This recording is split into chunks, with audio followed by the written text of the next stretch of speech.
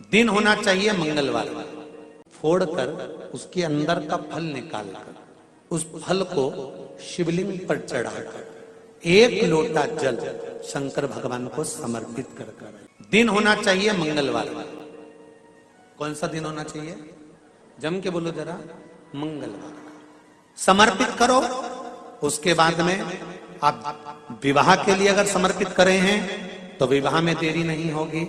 व्यवसाय और व्यापार के लिए या नौकरी के लिए समर्पित करे हैं तो उसमें देरी नहीं होगी। एक पत्र में आया है, सुन लीजिए, बड़ा सुंदर संवाद है। शिव महापुराण की कथा कहती है, मंगलवार को अगर शिव जी के मंदिर में, शंकर के मंदिर में जाकर 1 लोटा पानी चढ़ाया जाता है तो हमारे कार्य में उन्नति होती है। हाथ में जल का पात्र हो, शंकर के मंदिर में जब तुम जा रहे हो, शिव के पास जब पहुंचो, जल से हाथ, ये लोटा जब जल का तुम बाबा को समर्पित कर रहे हो, जल चढ़ा रहे हो, उस समय पर बाबा से जरूर कहो, बाबा बहुत दिन हो गए, बहुत दुखी हूं, ए मेरे शंकर, मेरे कुबेरेश्वर महादेव, मेरे महाकाल राजा, मेरे इस हाथ को अब तुम पकड़ लो बाबा, बहुत दुखी हूं, अब तुम थाम लो बाबा।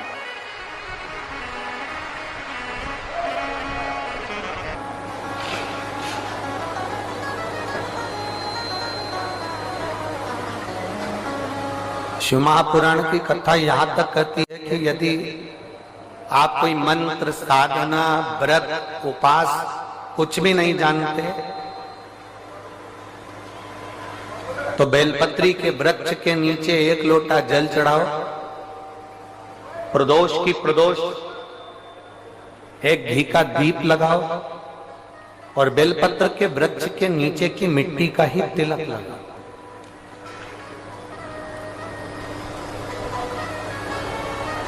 बेलपत्र के वृक्ष के नीचे की ही मिट्टी का तिलक।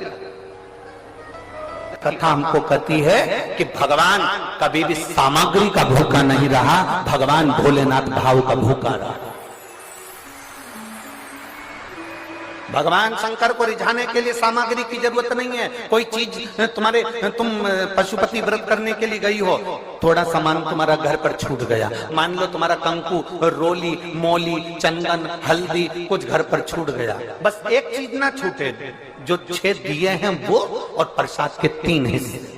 जो प्रसाद तुम लेकर जा रहे हो उसके 3 हिस्से करने का सामान वो छूटना नहीं चाहिए। बाकी का तुम्हारी मोली घर पर छूट गई, रोली घर पर छूट गई, चंदन घर पर छूट गया, अगर तगर घर पर छूट गया, कपूर घर पर छूट गया, लोटा पानी का घर पर छूट गया, कोई सामान तुम्हारा घर पर छूट गया, चल जाएगा, बिल्कुल चलेगा। तुम उसमें चिंता मत करना कि मेरी थाली में ये नहीं। गणगौर की पूजन करने जाती हैं माताएं, इधर गणगौर होती है कि नहीं होती हमको नहीं मालूम।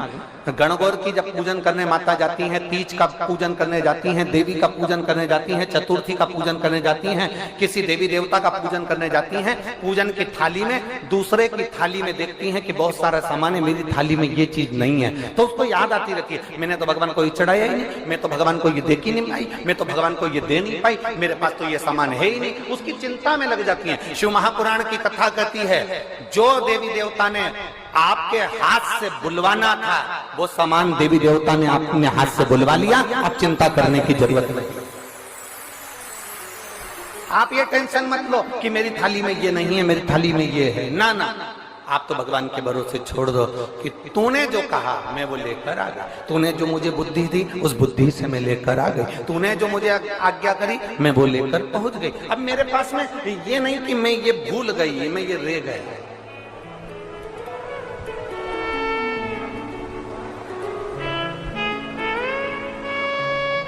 महाराज, कोई व्यापार नहीं चलता हो, दिक्कत आ रही हो तो हनुमान जी के दूसरे नंबर का भाई गतिमान का स्मरण करो, हनुमान जी के उल्टे पांव का सिंदूर लाकर गतिमान का नाम लेकर स्वस्तिक बना दिया जाए व्यापार वाली जगह पर, तो व्यापार अच्छा चलने लगता है। महाराज, कोई व्यक्ति पैसा खा गया, नहीं दे रहा, बहुत परेशान हो गए, मांग मांग कर दे गए, नहीं दे रहा, हाथ जोड़ लिया, पांव जोड़ लिया, सब कुछ कर लिया, नहीं दे रहा, तो हनुमान जी के तीसरे नंबर का भाई रतिमान, रतिमान, गतिमान, रतिमान, रतिमान का नाम लीजिए, पीपल के पत्ते पर लाल सिंदूर से जो व्यक्ति पैसा लेकर गया उसका नाम लेकर बहते हुए पानी में अपनी कामना कर रतिमान का नाम लेकर छोड़ दीजिए। 15 दिन में रतिमान ऐसी उतावली मचाता है कि उसको हाथ जोड़कर वो खुद फोन लगाकर बोलता भैया तेरा मैं पैसा लुटा दूंगा। रतिमान का स्मरण किया जाता है। रतिमान ध्यान दीजिएगा, पंचमुखी हनुमान का एक स्मरण, पंचमुखी हनुमान का एक भाव। महाराज जैसे बहुत ज्यादा तकलीफ अगर व्यक्ति को हो गई है, बहुत कष्टमय जीवन चल रहा है, हार गए हर जगह से और तकलीफमय जीवन चल रहा है, तो पंचमुखी हनुमान का एक शिव महापुराण का और स्कंद पुराण का एक बड़ा सुंदर मंत्र है। उस मंत्र को आप सब एक बार हमारे साथ में बोलें। ओम नमो हनुमते रुद्र अवताराय सर्व शत्रु संहारणाय सर्व रोग हराय सर्व वशीकरणाय रामदूताय स्वाहा।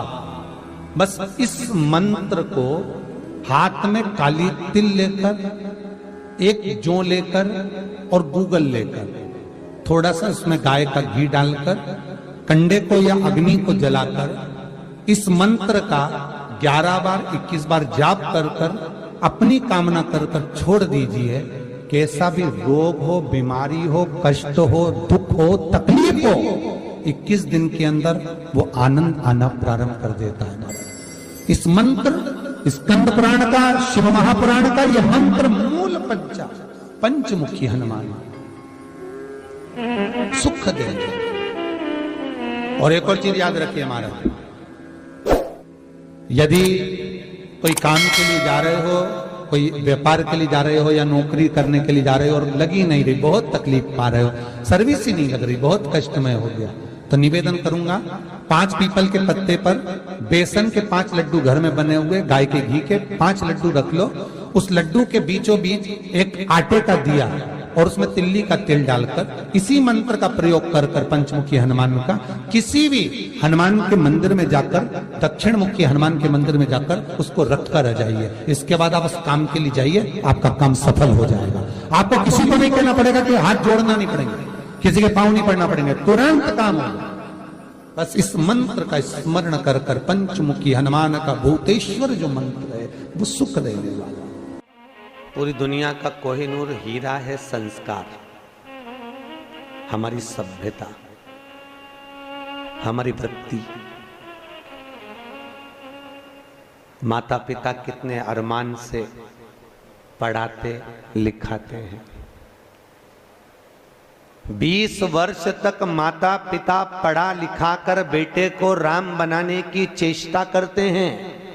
कितने वर्ष तक? 20 वर्ष तक।